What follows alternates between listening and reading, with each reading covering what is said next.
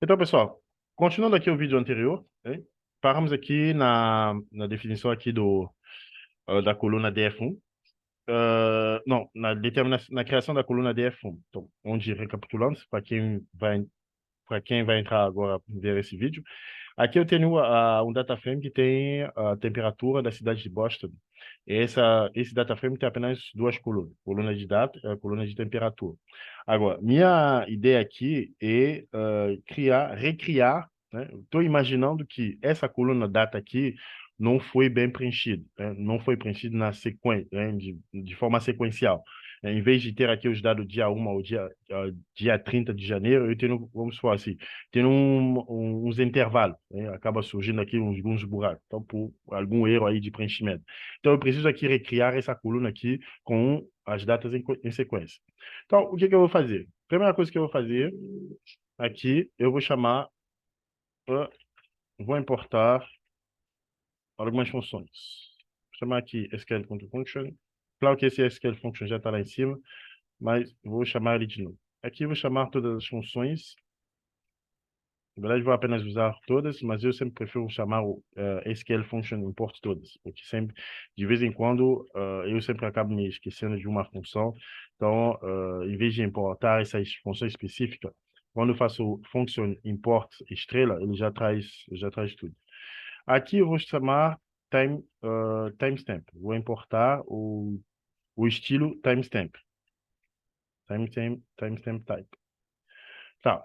Agora, o que eu vou fazer? Como eu tenho aqui os dados de 1º de janeiro de 1978 até 30 de janeiro, 30 de janeiro de 1978, vou imaginar aqui que, na verdade, eu precisava aqui dos dados, que esses dados representassem, os dados, na verdade, do dia 1º de maio de 2023 até 30 de maio de 2023, em vez de representar isso aqui de 1978.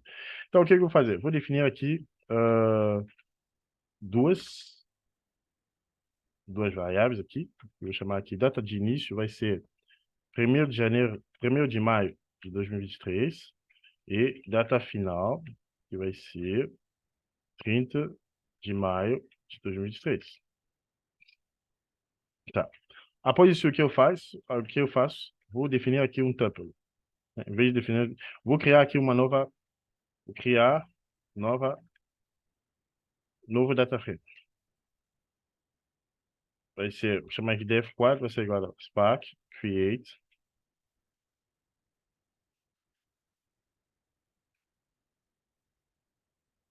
Agora, dentro dessa lista, vou passar um tuple.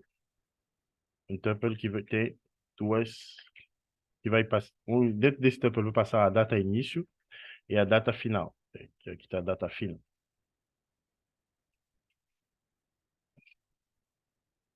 Eu vou passar aqui o nome das colunas. Você vê que no caso, diferentemente do caso anterior, eu não precisava passar o nome da coluna, mas desse caso aqui eu preciso passar o nome das colunas. Data final. Bom, vamos ver o que ele vai criar. Então aqui ele vai criar o quê? Ele vai criar um data frame com uma única linha, onde eu tenho, nessa linha eu tenho a data inicial e a data final. Agora, após isso, o que eu vou fazer? Vou usar uma função do SQL, usar a função sequence do SQL. Agora, essa função de SQL faz o quê? Ela vai criar uma sequência, vamos dizer assim, de número ou uma sequência, né? Pessoal, dependendo dos parâmetros de inicial e final que você colocar, ele vai criar uma sequência. Se eu colocar uns números, se eu colocar apenas valores inteiros, então ele vai criar valores inteiros no início e no final, tipo 1 e 10, ele vai criar uma sequência de número, né, indo de 1 a 10. Se eu passar uma data, entre uma data inicial e final, como no nosso caso aqui, ele vai criar uma sequência de data, vamos lá, entre o dia 1º e o dia 10. Então, aqui eu vou passar aqui sequência, vou dizer to date, vou parar a sequência, parâmetro inicial vai ser a data inicial, que eu estou transformando em data. Porque aqui ele está entendendo que isso aqui é apenas um string, né? Eu preciso fazer um to date para ele entender que esse aqui que eu estou passando são datas, né? Não são string. E aqui eu vou passar aqui data final. Então, assim, as como a data. Então, vamos ver o que vai surgir aqui. Dia 5, show. Então, peraí, deixa eu fazer um truncate aqui, igual false.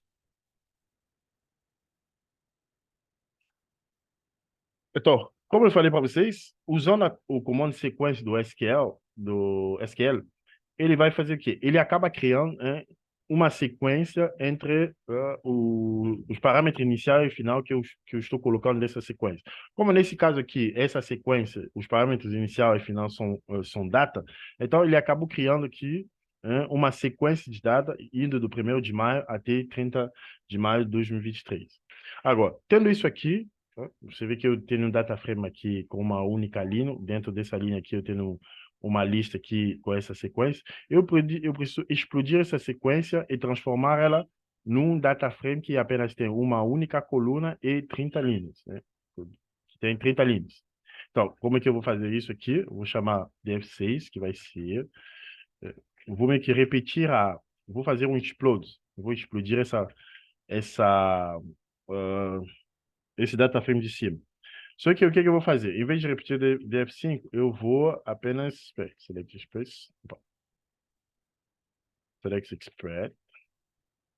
Vou aplicar esse explode diretamente no df4, né? Então, vou copiar aqui, já que está aqui. Explode as date. Eu vou fechar aqui. Vou chamar aqui df6. Vamos ver o que foi criado. Então, você vê aqui que acabei criando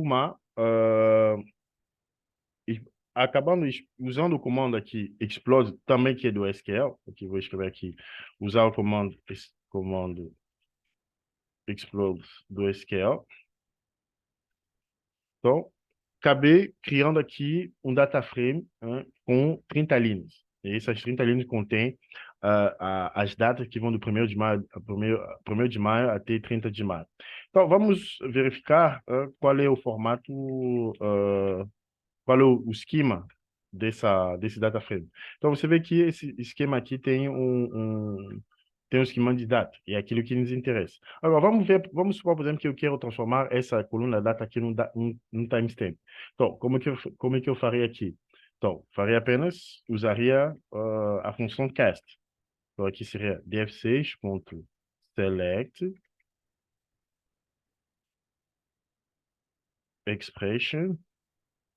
Vou dizer para ele cast date as timestamp, né? Como timestamp, sair aqui, ponto, aliás, timestamp,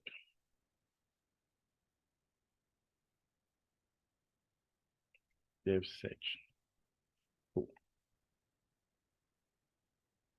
Então, você vê que agora, em vez de ter um data frame apenas com as datas, eu tenho aqui um data frame com aqui a data transformada num timestamp. Agora, daqui para frente, o que a gente pode fazer, né? Podemos aqui adicionar aqui uma coluna aqui de ID, né? E também juntamos aqui outra coluna aqui de ID e juntamos essas duas colunas para ter apenas um único data frame, né? Vamos juntar esses dois data frames nessa coluna ID para poder obter no final um único data frame com, uh, com os dados de temperatura e as datas no formato de timestamp. Então, pessoal, eu agradeço novamente a atenção de vocês. Deixe seu like e deixe seu comentário aqui sobre alguma coisa que vocês gostariam de ver no futuro, que eu possa trazer para vocês e ajudar vocês. Obrigado.